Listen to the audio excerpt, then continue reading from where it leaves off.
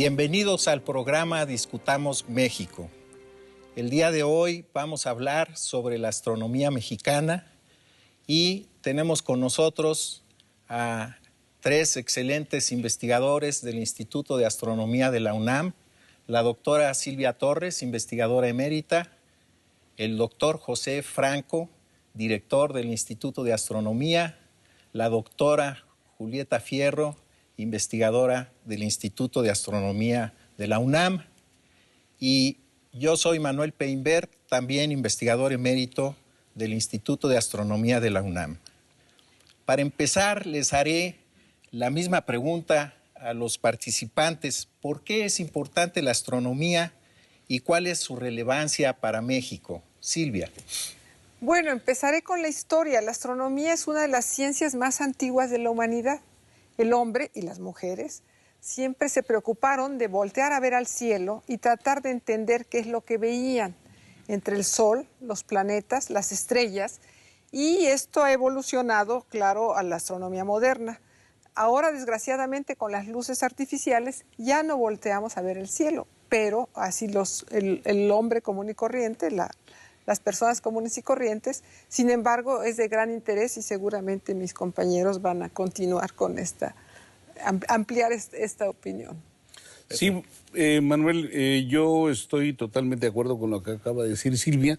Creo que la historia de la astronomía es la historia de la civilización.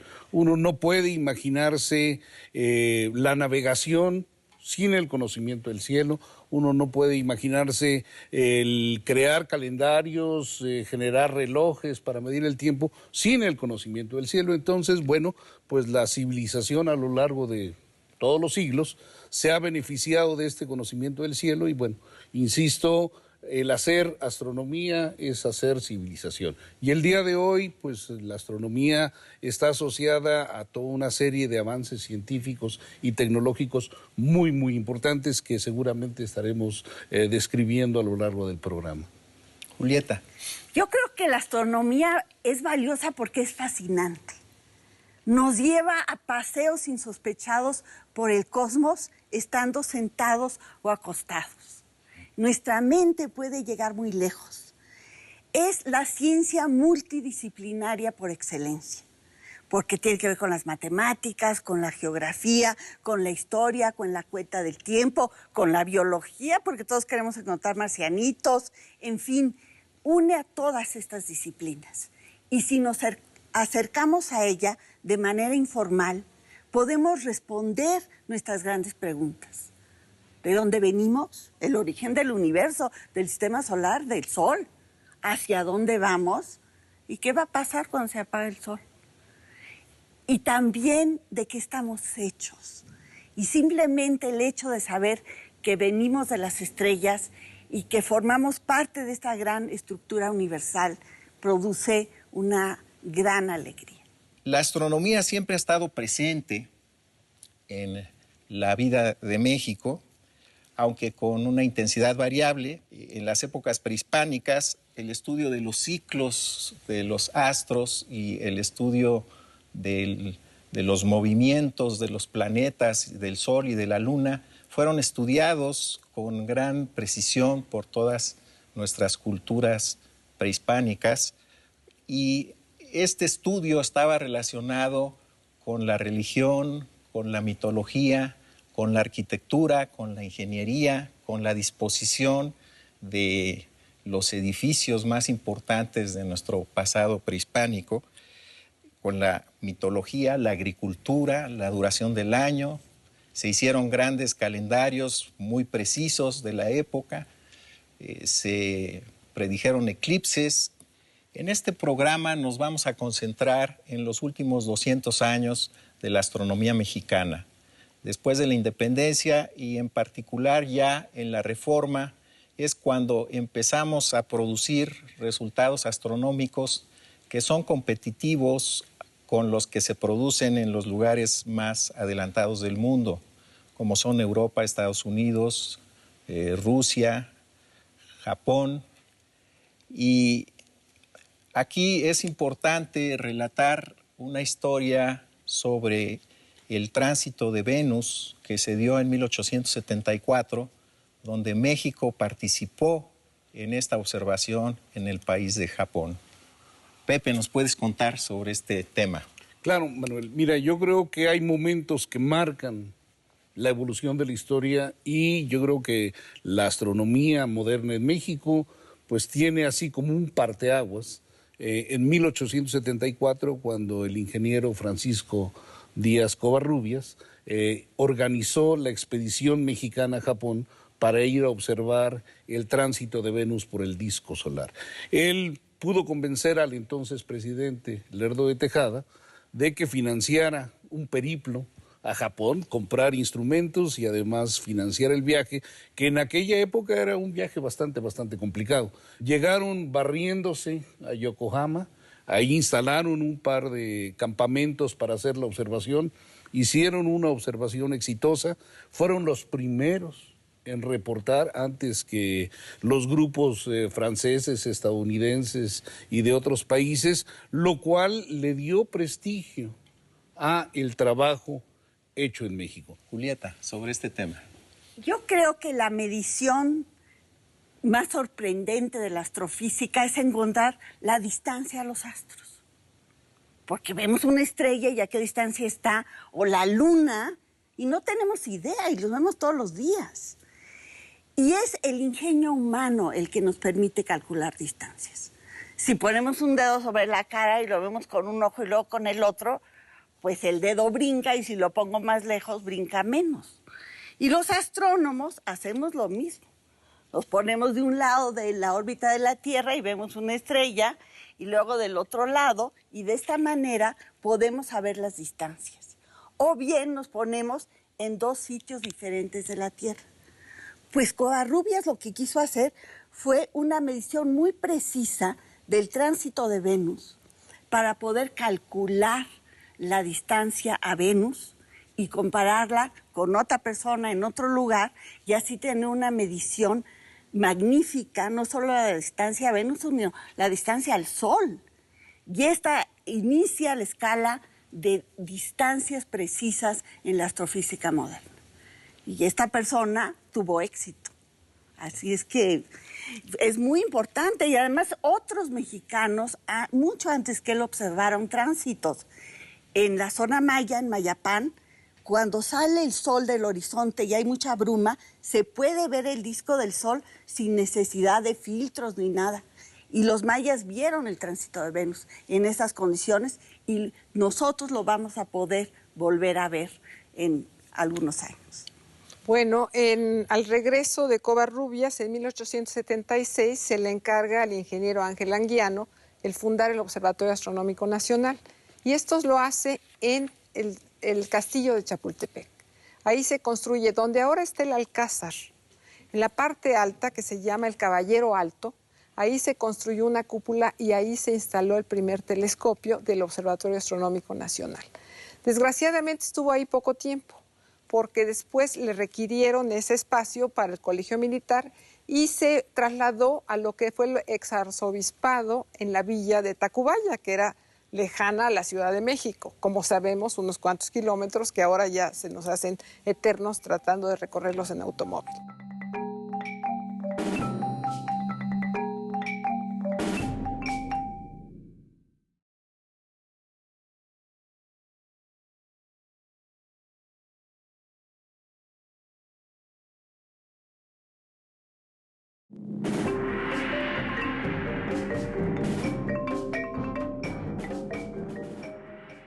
Y se trasladó a lo que fue el exarzobispado en la villa de Tacubaya, que era lejana a la Ciudad de México, como sabemos, unos cuantos kilómetros que ahora ya se nos hacen eternos tratando de recorrerlos en automóvil. En 1908 se construye ya el edificio definitivo del Observatorio Astronómico Nacional. Se le instalaron 4 cúpulas, fueron varios los telescopios importantes que estuvieron ahí y fue mucho, ya se instaló todo un cuerpo de investigadores, un cuerpo pequeño, y el observatorio tenía varias misiones. Tenía misiones de geodesia, de cartografía, de geomagnetismo, de climatología y de sismografía.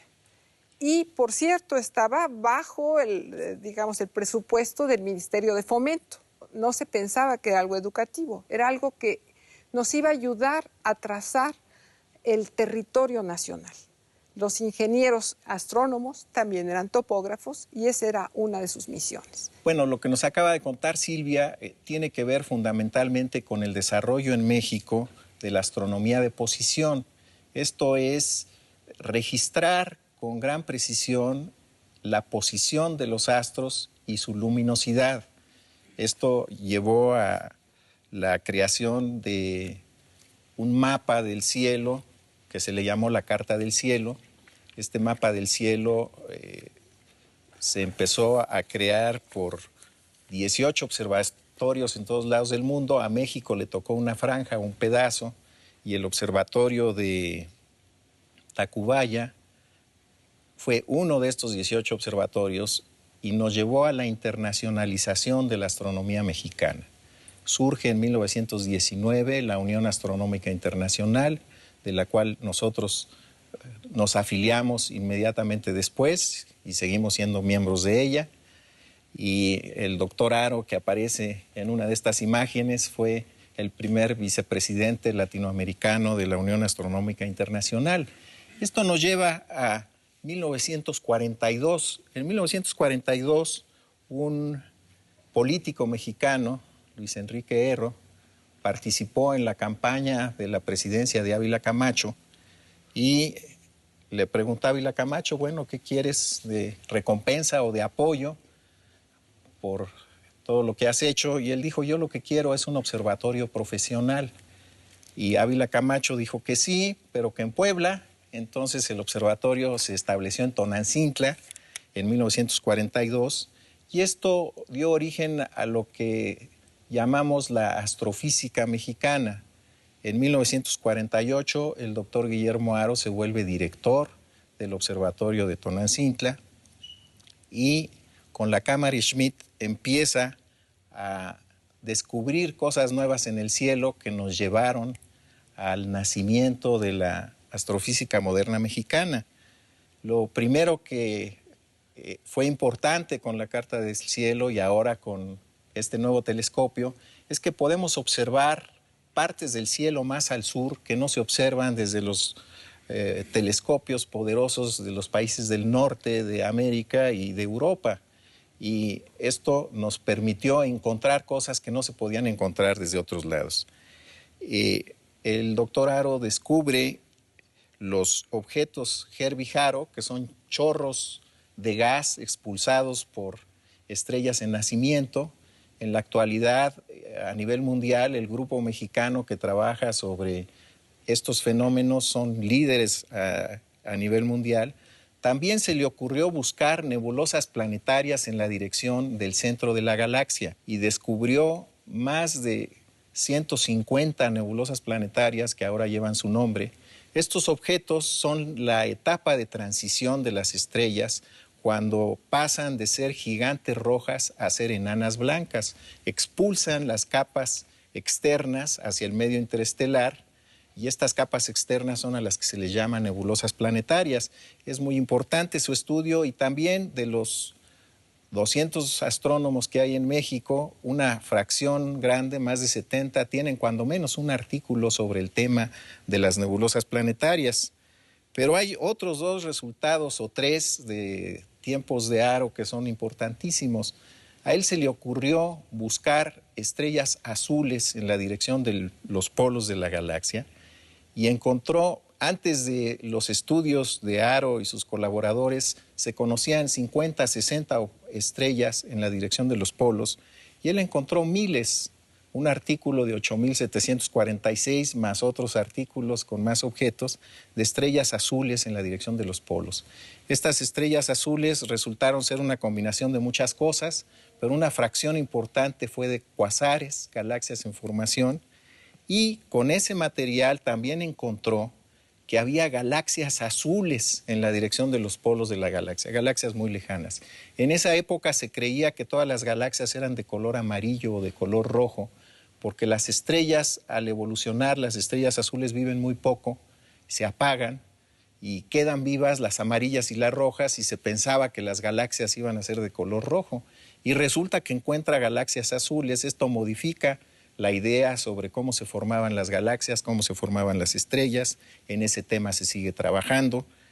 Y de ese nacimiento de la astronomía, pues nos movemos hacia 1970 y la astronomía mexicana se empieza a consolidar fuertemente en los 70s, y sobre esto le preguntaré a Julieta que nos cuente qué pasó. Antes de eso quisiera decir que la huella del doctor Haro fue indeleble, porque él sabía qué buenas preguntas hacerle a la naturaleza y cómo responderlas con el equipo que tenía en su entorno.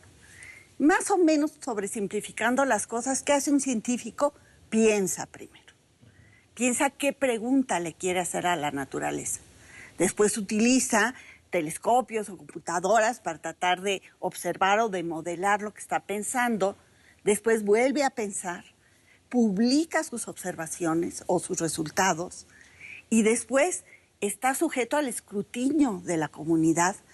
Si su teoría es buena, pues avanza el conocimiento. Si es mala, también, porque descarta posibilidades. Y al hacer esto descubre que la naturaleza es tan generosa que hay muchas otras preguntas que hacerle. ¿Y qué tiene México? Tiene institutos de investigación donde hay personas contratadas para pensar. Tiene observatorios. En este periodo que tú mencionas, se construyó el Observatorio de San Pedro Mártir, que está en uno de los sitios más espectaculares del planeta, con un cielo muy oscuro, con muchos días despejados. Está también el Observatorio de Cananea, cerca de la frontera con Estados Unidos, donde están también muchos de los grandes observatorios del mundo. Después, los astrónomos mexicanos pensamos y escribimos nuestros artículos y los mandamos a revistas donde siempre son arbitrados. Y existe además la Revista Mexicana de Astronomía y Astrofísica, que se ha convertido en una gran revista gracias a las gestiones de muchos científicos, entre otros, por supuesto, la doctora Torres, que está aquí. Y posteriormente esos artículos los leen en todo el mundo y recibimos retroalimentación, como pues si nos invitan a congresos a hablar sobre estas cosas, si muchas personas se refieren a lo que estamos haciendo. Y justo esto le ha pasado a los astrónomos mexicanos. Es decir, sabemos pensar, sabemos observar, sabemos hacer teorías, sabemos publicar y somos tan buenos como los otros astrónomos del resto del mundo.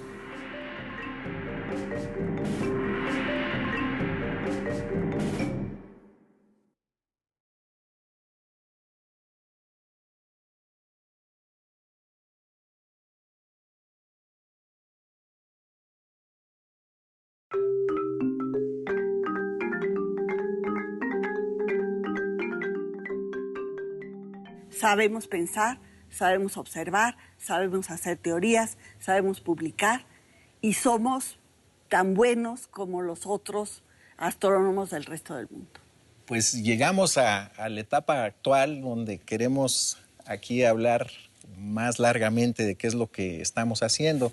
Los astrónomos mexicanos, como los demás astrónomos del mundo, queremos saber cuál fue el pasado, cuál es el presente y cuál será el futuro de todos los objetos que pueblan el universo, inclusive el presente, el pasado y el futuro del universo, y todavía aún más allá, saber si nuestro universo es único o si hay un número infinito de universos. Todos estos problemas se empiezan a discutir en el momento en que existe una tradición astronómica, en que se ha desarrollado la astronomía en México hasta un cierto nivel que se puede competir con los astrónomos de otros países. Nuestro número de astrónomos es reducido, pero la calidad de nuestros astrónomos es muy buena. Y sobre los temas de qué es lo que está pasando en este momento con la instrumentación mexicana, con el número de astrónomos, con la Revista Mexicana de Astronomía y Astrofísica, le pregunto a Pepe que nos cuente en qué andamos. Pues mira, Manuel, como dijiste y como dijo Julieta, somos un grupo bastante privilegiado. Somos poquitos, pero buenos, con reconocimiento, y sobre todo somos muy, muy ruidosos. 200 astrónomos es un número muy, muy pequeño bajo cualquier estándar. Por ejemplo, España tiene cerca de 400 astrónomos, Estados Unidos tiene cerca de 4,000 astrónomos. Entonces, bueno, pues estamos con un ejército chiquititito, pero el trabajo que se hace en México es muy, muy bueno y se han desarrollado cosas muy, muy interesantes. Por un lado, tenemos un grupo de astrofísicos teóricos de primera. Ya mencionaste el trabajo que se hace en estos chorros emitidos por las estrellas recién formadas, pero bueno, también hay trabajo estupendo sobre la evolución química del universo y sobre todo una serie de cosas bien, bien interesantes. En la parte de instrumentación, el tener el Observatorio Astronómico Nacional, como dijo Silvia, desde 1878 a la fecha, ha permitido que se desarrollen grupos tecnológicos de primera calidad.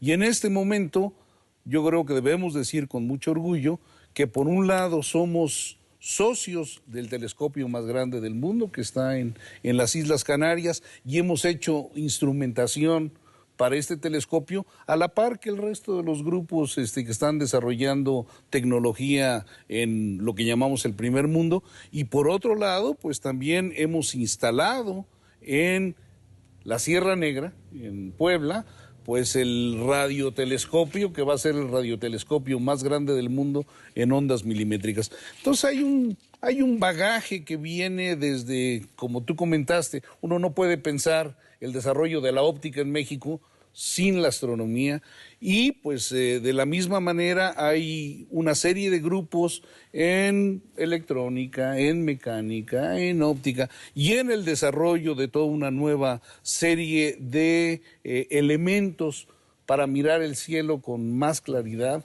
en el cual estamos participando. Me gustaría mencionar con más detalle San Pedro Mártir. Es nuestro observatorio de la Universidad Nacional. Está en el sitio más alto de la península de Baja California. Es un sitio espléndido en cuanto a oscuridad del cielo, en cuanto a contaminación, tiene poca contaminación, es un lugar relativamente deshabitado.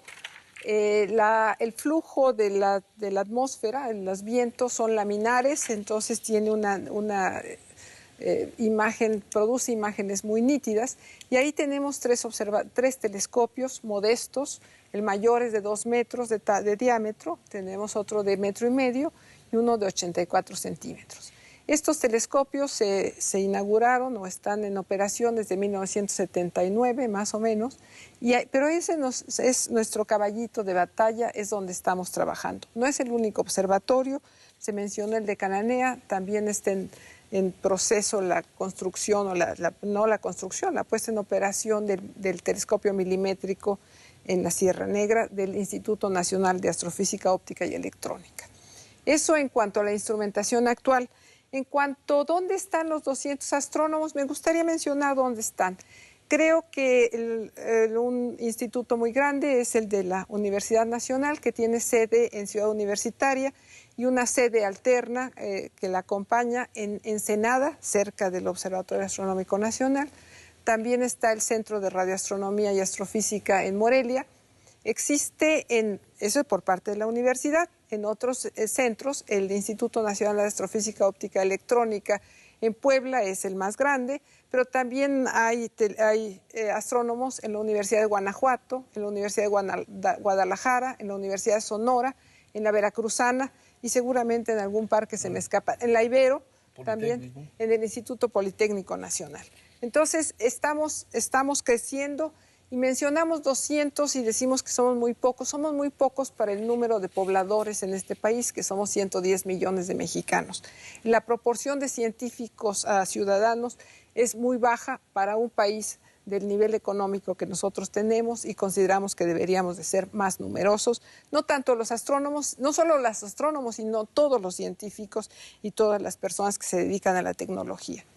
Por otro lado, yo quisiera mencionar también nuestra revista. Yo quiero tocar un punto muy cercano a mi corazón, que tenemos una revista científica que es la más importante, la única en Latinoamérica en nuestro campo, es muy importante, está siendo relativamente pequeña, compite con las demás revistas internacionales y poco a poco nos hemos hecho un espacio para ella. Y, se fundó en 1974, y ya tenemos pues bastantes años en operación, tenemos un buen número de contribuciones y en la jerga de la disciplina se habla del factor de impacto, que tiene que ver qué tan citado, qué tan leído es por otros astrónomos. Y tenemos un factor de impacto muy respetable, es el mejor de todas las revistas de Latinoamérica. Así es que eso creo que es algo que tenemos que estar muy orgullosos de ello. A mí me parece importantísimo subrayar que el 2005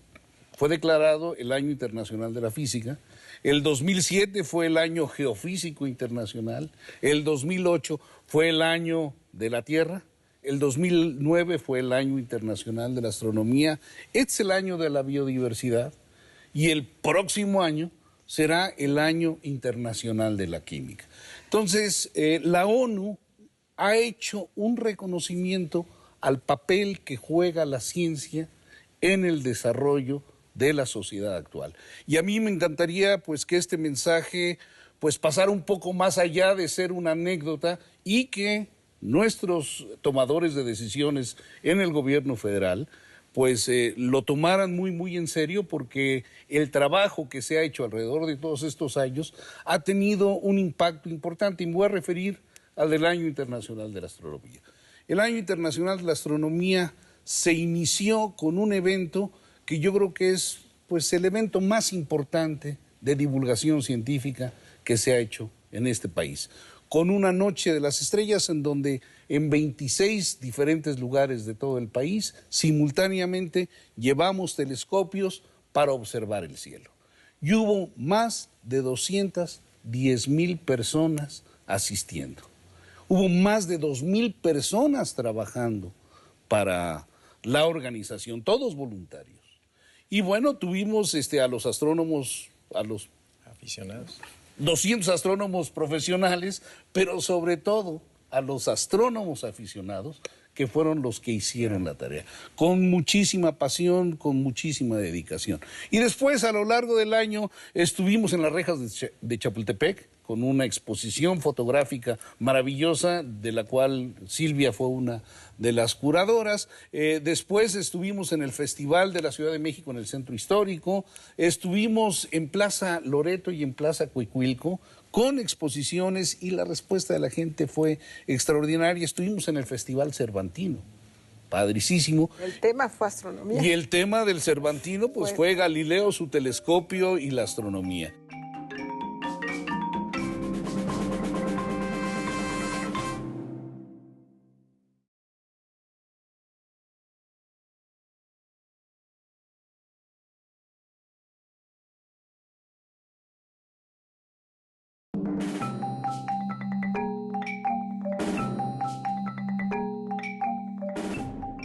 Estuvimos en el Festival Cervantino, padricísimo. El tema fue astronomía. Y el tema del Cervantino pues fue Galileo, su telescopio y la astronomía. Y durante el Festival Cervantino hicimos una iniciativa que también a mí me parece maravillosa, porque no tiene antecedentes en México ni en el mundo.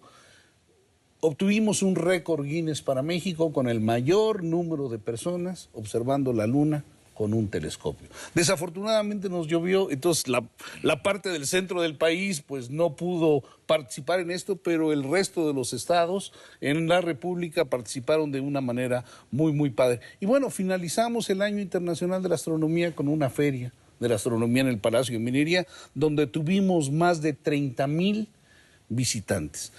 Una cuestión que se me olvidaba es que en la ciudad de Ensenada organizamos el primer Festival Nacional del Conocimiento, Astronomía y Arte.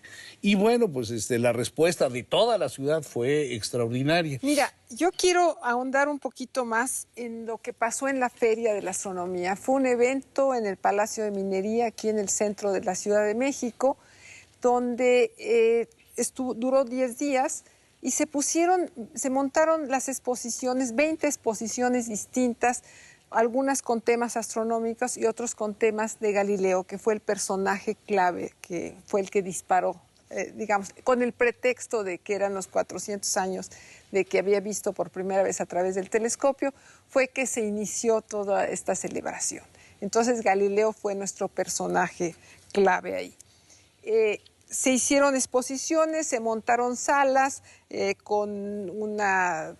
recreó un posible taller de Galileo, se puso información sobre el sistema solar, sobre los distintos cuerpos del universo, se pusieron instrumentos interactivos o aparatos interactivos que nos prestó la Universum, el Museo Universum de la universidad.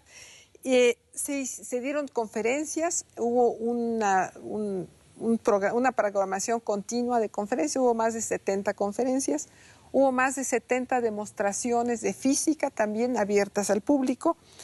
Se puso el domo digital donde se hicieron varias representaciones. Es un lugar donde caben pocas personas, pero se hicieron representaciones para mostrar el movimiento del cielo y algunos fenómenos celestes. Y creo que fue un gran éxito, fue muy recibido, muy bien recibido. Eso yo creo que para nosotros fue un enorme esfuerzo, pero la satisfacción también fue enorme. En la Ciudad de México, pero quiero mencionar otras ciudades. En Morelia desplegaron también enormes esfuerzos, hubo exposiciones, hubo conferencias, hubo actividades que se fueron incluso al interior del estado de Michoacán. También en Guadalajara les prestamos nuestra exposición y la montaron ahí en el Congreso del Estado. Nuestra otra exposición más pequeña es que preparamos varias exposiciones. Una exposición más pequeña hizo un recorrido por todo el estado de Oaxaca. Se recorrió muchas universidades del sistema de universidades del estado de Oaxaca, más las ciudades. En fin, cada uno de los sitios donde había tanto astrónomos profesionales o astrónomos aficionados, hicieron un enorme esfuerzo por mostrar las bellezas del cielo, y creo que lo más importante es llamarle la atención a los jóvenes. Julieta. Bueno, para mí fue el año de la felicidad. Me gusta hacer divulgación de la ciencia y he transitado por museos, conferencias, programas de tele, de radio, talleres de ciencia, pero nunca había mezclado ciencia y arte. Y este fue el año para hacerlo. Mandé a hacer un mambo que se llama Y sin embargo se mueve, y llevé a mis mamberas por el país dando funciones y bailando en honor de Galileo. Y consolidé mi grupo de bailarinas, y ahora ya en las conferencias que doy, pues utilizo eso que aprendí durante el año internacional. Si doy una conferencia de cosmología, pues tengo un ballet Isotropía, y si hablo de astronomía egipcia, pues tengo el Tutankamón, etcétera. Y esto me permite llegar mejor a las personas, porque el arte permite llegar directo al corazón. La música quita barreras. Además, como son muchas bailarinas, se pueden acercar al público y hacer con ellos los experimentos, porque la ciencia para muchas personas es algo imposible. Pero si una mujer hermosísima se acerca a ti y te ayuda a quitar un mantel donde hay veladoras encendidas de un tirón y no les pasa nada a las veladoras, para la persona es un momento muy significativo. Y creo que esta manera nueva de innovar en divulgación va a permear. Cada quien tiene que buscar sus formas de hacerlo, pero para mí fue un año de experimentación extraordinario. ¿Puedo añadir una cosita rápida? En el evento del Zócalo, el de la Noche de las Estrellas en el Zócalo, bueno, tuvimos a dos grupos extraordinarios, uno de música veracruzana, los Cojolites, y un etnomúsico, Jorge Reyes, que, bueno, aquí quisiera decirlo, fue su último concierto. Él murió a la semana siguiente de esto, pero bueno, nos dejó un legado de música extraordinario y fue muy, muy emocionante el concierto que dio en la Noche de las Estrellas. Bueno, yo también quiero decir más. Es que nos vamos animando. No, hay muchos legados del Año Internacional de la Astronomía. Uno de los legados fue el reunirnos con los astrónomos aficionados, ¿no? Los profesionales con los aficionados. Pero otro de los legados es que los aficionados se reunieron entre ellos, no se conocían. Algunos estaban distanciados unos de otros y ahora están trabajando juntos todos hacia promover esta actividad. Es así que este año, en 2010, que ya no es el año de la astronomía, se ha repetido la fiesta de las ferias de la fiesta de las estrellas, la noche de las estrellas, que es una fiesta. La noche de las estrellas se repitió el 17 de abril en 31 puntos de la República Mexicana. En la Ciudad de México se nos nubló, pero no importa. Es una actividad que se pretende continuar anualmente. No sé si se logre, pero ojalá y se logre. Creo que es muy valiosa. Asimismo, hay unas páginas, una cosa que se llama CosmoWiki, que es una actividad de Internet donde los astrónomos aficionados participan y ponen su información, etcétera. Es una actividad de un colectivo de 600 personas. En fin, hay muchas actividades que se quedaron, que se iniciaron, que se promovieron el año de la astronomía y que se están afianzando. Regresando a la Noche de las Estrellas, es importante pensar que hace 400 años Galileo, con sus observaciones, demostró que la Tierra giraba alrededor del Sol y no el Sol alrededor de la Tierra. Y una pequeña anécdota de Galileo es importante. Le preguntaron que si el universo era finito o infinito. Y él dijo, bueno, los dos grupos que apoyan las dos ideas tienen argumentos sensacionales y yo estoy indeciso. Pero tengo un argumento, dijo, para pensar que el universo es infinito. Dice, lo finito es comprensible y como yo no comprendo al universo, ha de ser infinito. En fin, así la dejó y es un problema que se sigue discutiendo hasta la fecha. Vamos a cambiar de tema y ahora la pregunta que viene es, ¿qué esperamos para el futuro de la astronomía mexicana? ¿Qué instrumentos, qué lugares, qué sueños, qué es lo que tenemos en puerta? Y empezamos con Pepe. Muy bien, Manuel. Bueno, pues mira, tenemos muchísimas cosas ahí en el tintero que queremos trabajar.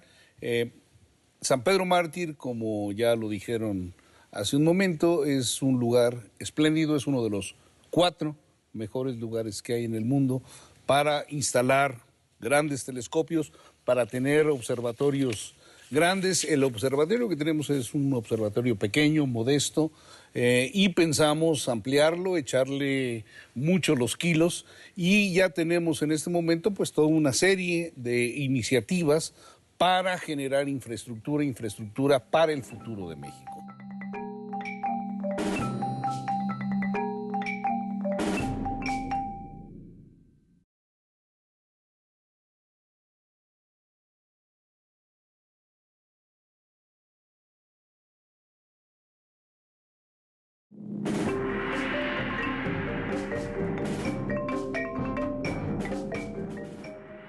El observatorio que tenemos es un observatorio pequeño, modesto, y pensamos ampliarlo, echarle mucho los kilos, y ya tenemos en este momento pues toda una serie de iniciativas para generar infraestructura para el futuro de México. Por un lado estamos pensando en la instalación en conjunción con otros países, uno con España, otro con Francia, otro con Taiwán, poner telescopios robóticos asociados a proyectos espaciales. La reciente aprobación de la Agencia Espacial Mexicana nos pone en una vía muy importante, y queremos hacer este vínculo entre telescopios terrestres y telescopios espaciales, y ahí hay un proyecto que es un proyecto interesante y muy bueno para los próximos años. Por otro lado, queremos instalar un telescopio de 6,5 metros, que sería un telescopio que tiene nichos científicos y tecnológicos muy particulares, y que además un telescopio de 6,5 metros pareciera pequeñito comparado con los telescopios que están pensando de 30 metros, 40 metros. Pero el nicho científico y tecnológico que pensamos para este telescopio lo hace competitivo aún en la era de los grandes mamuts que se van a construir en las próximas décadas. Entonces tenemos un futuro brillante, Manuel. Yo estoy muy, muy emocionado y muy contento. Muy bien. Julieta. Sí, yo creo que la astrofísica está aportando conocimiento básico hacia la física. Muchas veces la astronomía ha sido la física desarrollada aquí, aplicada al resto del cosmos. Pero ahora es al revés. Hay dos problemas importantísimos que la astrofísica está desarrollando y que está trabajando con la física. El primero es que vivimos en un universo que se está expandiendo y entre más lejos nos vamos, se está expandiendo más rápido. Y no se sabe cuál es la fuente de energía de esta expansión cósmica. Y esto ha permitido que se desarrollen grandes laboratorios de altas energías en la Tierra que favorecen el intercambio de ideas. El otro gran problema es el problema de la materia oscura. Por cada objeto brillante que vemos en la noche, hay 1000 objetos que están ahí y no tenemos la menor idea de lo que son, porque no emiten luz, no la reflejan, no la absorben, pero sabemos que están ahí porque los objetos visibles sienten su atracción gravitacional. Y esta también es abundantísima. La materia oscura es probablemente algo muy interesante del universo que ni siquiera sabemos cómo descubrir, detectar y estudiar. Además de lo que decía Pepe sobre los observatorios, también es una época donde tenemos grandes computadoras que nos pueden ayudar a resolver problemas muy complicados. Creo que humanamente estamos en un momento muy importante. Tenemos recursos, tenemos talento. No estoy hablando de los de aquí, sino los jóvenes que vienen, nuestros estudiantes y los estudiantes de sus estudiantes, de estos estudiantes serán cada vez mejores. La instrumentación para poder competir es más complicada, cada vez es más cara, cada vez es más compleja. Como mencionó José Franco, ahora es necesario hacer consorcios, a veces son consorcios internacionales, en el pasado eran consorcios solamente de universidades, ahora es de las naciones enteras porque los equipos son cada vez más caros. Entonces el reto nuestro, y que estamos tratando de salvar con imaginación y con proyectos, es cómo hacer en esta situación tan competitiva para continuar, digamos, estando en el ring, para continuar estando en la cancha, para participar de los nuevos descubrimientos. Estamos llegando ya a la etapa de conclusiones. Los que están observándonos, quédense un momento porque viene lo mejor. Por favor, empezaremos con Julieta. ¿Qué conclusiones tomarías tú de este programa? Hace poco fui a una exposición sobre Galileo, donde estaba el acta original que él escribió, donde tuvo que retractarse de estas cosas que decía Manuel. Por ejemplo, que la Tierra se mueve en torno del Sol. En la página 44 del libro de actas estaba su texto firmado y había un reclinatorio para que uno pudiera hincarse ahí y leer la transcripción en español o en italiano o en varias de las lenguas. Y en ese momento me di cuenta de la maravilla que es ser una mujer que vive en un país donde hay libertad de investigación, donde hay libertad de creación, donde se puede innovar. Así es que yo quisiera terminar diciendo que la ciencia vale la pena y que las puertas están abiertas para nuestros jóvenes, aquí y en el resto del mundo. Pepe. Bueno, mire, yo creo que somos herederos de una gran tradición prehispánica, como dijiste al principio del programa. Somos herederos, pues, de esta cultura magnífica que usó el conocimiento del cielo para hacer el urbanismo de sus ciudades con marcadores espléndidos. Y bueno, el día de hoy estamos pues con los retos hacia el futuro y tenemos proyectos. Yo creo que es muy, muy importante tener proyectos. Hay futuro, hay muchas posibilidades de realizar muchas cosas cuando se tienen proyectos. La astrofísica mexicana está viva, tiene futuro, Hay gente muy, muy talentosa, hay jóvenes muy, muy talentosos. Y bueno, yo subrayaría lo que dijo Julieta. Es divertidísimo hacer ciencia. De hecho, es lo más divertido que se puede hacer con la ropa puesta. Silvia. Bueno, también tengo un mensaje muy optimista. Yo estoy muy optimista de qué es lo que va a pasar con la astronomía, pero no solamente con la astronomía, con la ciencia, con toda la ciencia en nuestro país. Creo que tenemos perspectivas, tenemos bases para desarrollarla.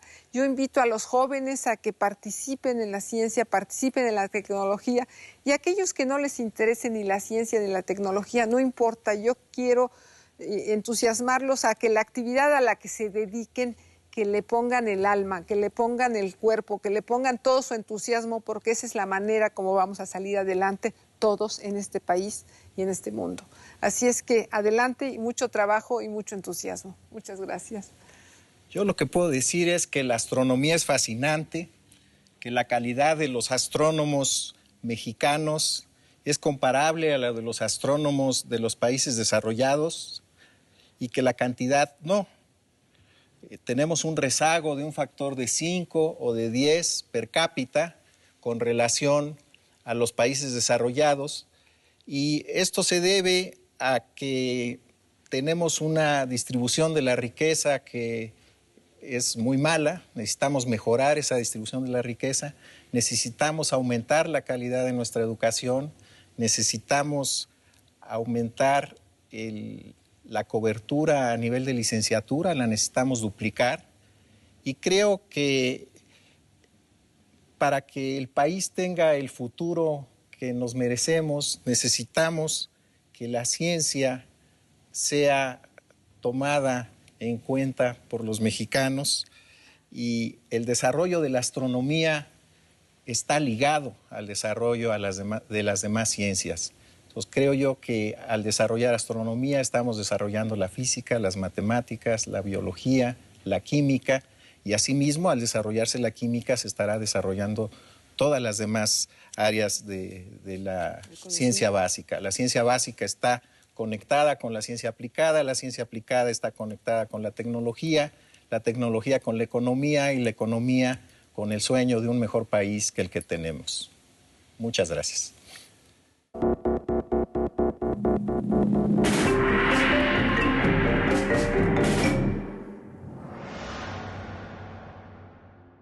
El 100% de los tijuanenses que pueden obtener una visa han visitado San Diego, y el 95% de los sandieguinos no han visitado Ensenada. ¿Qué pasa? Todos reconocemos que el turismo es importante. Es una actividad económica transversal. Beneficia a todas las actividades en las cuales la economía descansa. Si podemos mejorar nuestra infraestructura, vamos a encontrar un enorme camino de crecimiento. Hoy el turismo representa la tercera generación de divisas en el país. El desarrollo de las zonas turísticas tiene que ser algo más que hoteles e infraestructura y algún atractivo. Es decir, hay que empezar a hacer de los destinos turísticos verdaderas ciudades en donde, entre otras cosas, hay turismo. Aunque a nosotros nos quede un gran camino que recorrer, las bondades de México son tan grandes que hace que un cliente venga, regrese y vuelva a regresar.